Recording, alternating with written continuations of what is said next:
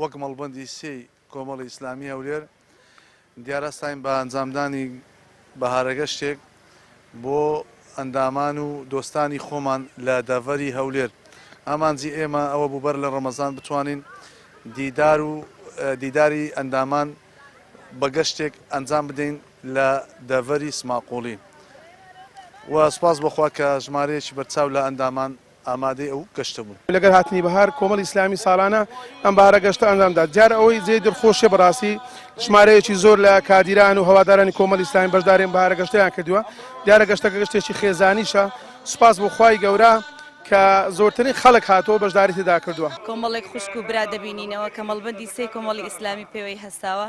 بەڕاستی ئەو کۆبوونەوانە زۆر گرنگن لە بەهاردا چکە خوای گەورە دەفەرمێ أعوذ بالله من الشيطان الرجيم قل سيروا في الأرض فانظروا كيف بدأ الخلق.